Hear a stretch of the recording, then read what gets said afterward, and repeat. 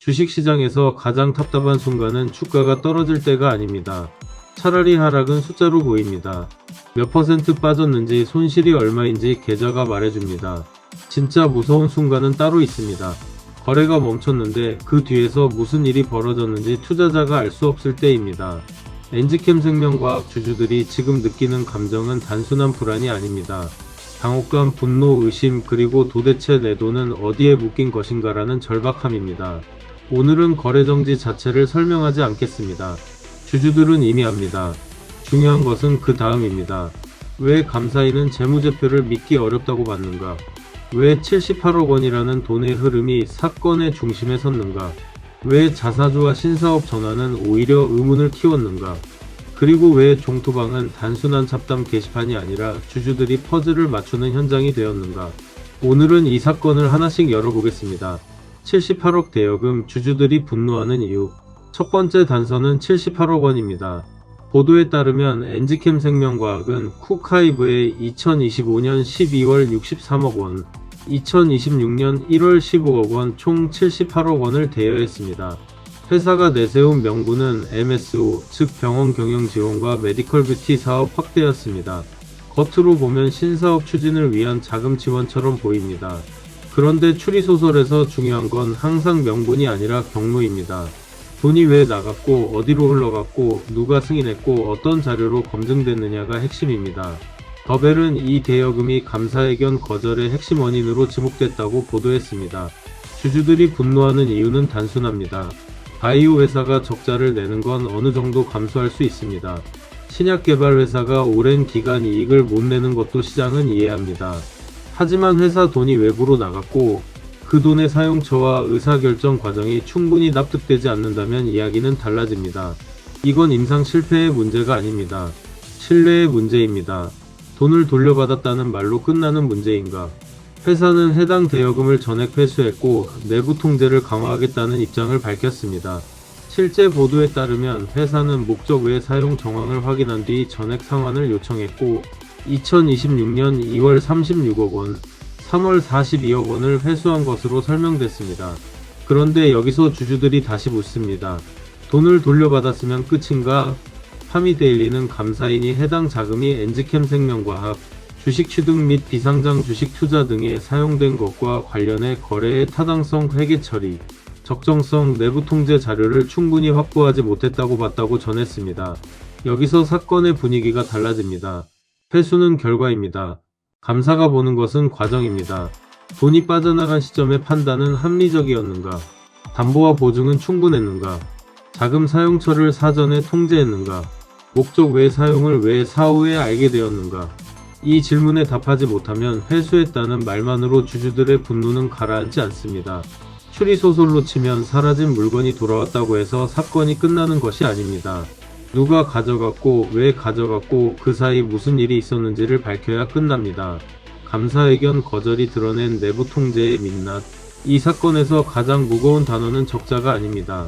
내부 통제입니다. 감사의견 거절은 단순히 회사가 돈을 못 벌었다는 뜻이 아닙니다.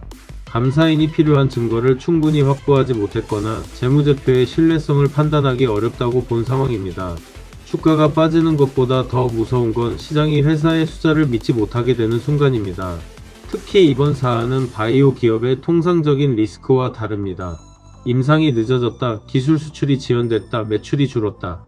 이런 이야기는 바이오 투자자들이 어느 정도 예상하는 리스크입니다. 하지만 대여금, 내부 통제, 회계 처리 적정성, 자금 사용처 검증 문제는 차원이 다릅니다. 이건 기술의 문제가 아니라 경영의 문제입니다. 주주 입장에서는 신약이 성공할까 보다 먼저 회사가 주주의 돈을 제대로 관리하고 있는가를 묻게 됩니다. 4. 자사주와 신사업 전환, 왜 의문이 커졌나? 두 번째 퍼즐은 자사주입니다. 엔지캠생명과학은 본업 부진을 타개하기 위한 카드로 신사업 전환을 꺼냈습니다. 더벨 보도에 따르면 회사는 보유, 자사주의 95.8%에 해당하는 977만 1173주를 처분해 메디솔브 AI, 지니안, AACK, 클래시 디자인 등 4개 법인의 지분을 확보했습니다. 또 AI, 로봇, 병의원 컨설팅, 마케팅, 의료기기 렌탈 등을 사업 목적에 추가하는 흐름도 제시됐습니다. 문제는 방향 전환 자체가 아닙니다. 기업은 위기 상황에서 신사업을 할 수 있습니다. 하지만 주주들이 묻는 것은 왜 지금인가입니다. 신약 개발 회사가 갑자기 AI, 로봇, 메디컬 뷰티, 병의원 컨설팅으로 방향을 넓히는 동안 기존 주주들은 무엇을 보고 판단해야 했는가? 자사주는 누구에게 넘어갔고 그 대가로 받은 비상장 법인의 가치는 어떻게 평가됐는가? 이 질문들이 해소되지 않으면 신사업은 희망이 아니라 또 다른 의문으로 보입니다. 5. 대량 보유 공시 논란과 주식 이동 의혹. 세 번째 퍼즐은 대량 보유 공시입니다. 2026년 5월 7일 공시 요약 자료에 따르면 이수민 명의로 엔지캠 생명과학 보통주 485만 7,465주, 지분율 5.74%를 장외 매수했다는 대량 보유 상황 보고서가 제출됐고 거래 상대방으로 유니콘 에셋 대부 중개가 기재됐습니다. 그런데 바로 여기서 또 하나의 의문이 생깁니다. 5월 15일 보도에 따르면 회사 측은 일부 대량 보유 상황 보고서와 관련해 실제 주식 이전 여부가 명확히 확인되지 않았다고 설명했고 허위 또는 부실 공시 가능성이 확인될 경우 대응까지 검토하겠다는 입장을 보였습니다. 이 부분은 아직 결론이 난 사안이 아닙니다. 그래서 단정하면 안 됩니다. 다만 주주 입장에서는 매우 민감할 수밖에 없습니다. 공시에는 장외 매수가 적혀 있는데 실제 권리 변동이 확인되지 않는다면 이것은 단순 해프닝으로 넘기기 어렵기 때문입니다. 6. 종토방이 들끓는 진짜 이유. 이제 종토방이 왜 들끓는지 이해됩니다. 단순히 주가가 빠져서 화가 난 것이 아닙니다. 거래가 멈춘 상태에서 대여금, 자사주 신사업, 대량 보유, 공시, 실제 주식 이동 여부 같은 퍼즐이 계속 등장하기 때문입니다. 주주들은 이제 언젠가 오르겠지라는 기대가 아니라 도대체 무슨 일이 있었던 거지라는 질문을 던지고 있습니다. 종토방의 모든 이야기를 사실로 받아들이면 안 됩니다. 익명 게시판의 주장은 반드시 걸러야 합니다. 하지만 종토방의 분노 자체는 무시하면 안 됩니다. 그 분노는 루머에서만 나온 것이 아니라 공시와 보도 속에서 확인되는 불투명한 지점들에서 나옵니다. 주주들이 원하는 것은 희망회로가 아닙니다. 회사의 명확한 설명입니다.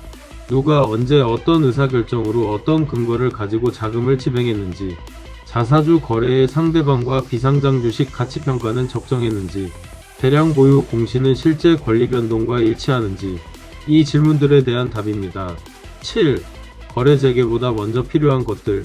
최근 엔지캠 생명과학은 K메디어부 아주대학교와 프로탕 및 DAC 기술, 라이선스인 협약을 체결했다는 뉴스도 냈습니다. 기술적으로는 흥미로운 재료입니다. 하지만 지금 주주들에게 이 뉴스가 위로가 되기는 어렵습니다. 왜냐하면 지금의 핵심은 신약 모멘텀이 아니라 신뢰 회복이기 때문입니다. 아무리 좋은 기술 뉴스가 나와도 주주들이 회사의 회계와 자금 흐름을 믿지 못하면 시장은 먼저 의심합니다. 결국 엔지캠 생명과학이 지금 해야 할 일은 장밋빛 미래를 말하는 것이 아닙니다. 첫째, 78억 대여금의 의사결정 구조를 투명하게 소명해야 합니다. 둘째, 목적 외 사용이 왜 발생했고 어떻게 확인됐는지 설명해야 합니다. 셋째, 자사주를 활용한 신사업 전환 과정에서 주주가 납득할 수 있는 가치평가 근거를 제시해야 합니다. 넷째, 대량 보유 공시와 실제 주식 이동 여부를 명확히 정리해야 합니다. 다섯째, 내부 통제가 실제로 어떻게 바뀌었는지 보여줘야 합니다. 오늘 이야기의 결론은 단순합니다. 엔지캠 생명과학의 문제는 거래정지 그 자체가 아닙니다. 거래정지 뒤에 드러난 여러 질문들입니다. 78억 원은 왜 나갔는가? 돈을 돌려받았다는 말로 충분한가? 자사주는 어떤 기준으로 쓰였는가? 대량 보유 공시는 실제 권리 변동과 일치하는가? 그리고 회사는 주주들에게 충분히 설명하고 있는가? 주식시장에서 신뢰는 눈에 보이지 않습니다. 하지만 한번 무너지면 가장 비싼 비용을 치릅니다. 엔지캠 생명과학 주주들이 지금 화가 난 이유는 단순히 돈을 잃어서가 아닙니다. 자신들이 알아야 할 것을 모른 채 기다리고 있다는 느낌 때문입니다. 이 종목의 다음 장면은 신약 뉴스가 결정하지 않을 가능성이 큽니다. 회계 신뢰, 내부 통제, 자금 흐름 소명, 그리고 주주와의 정면 소통. 바로 이 네 가지가 엔지캠 생명과학의 진짜 결말을 결정할 것입니다. 지금까지 인베스트 GPT였습니다. 굿바이.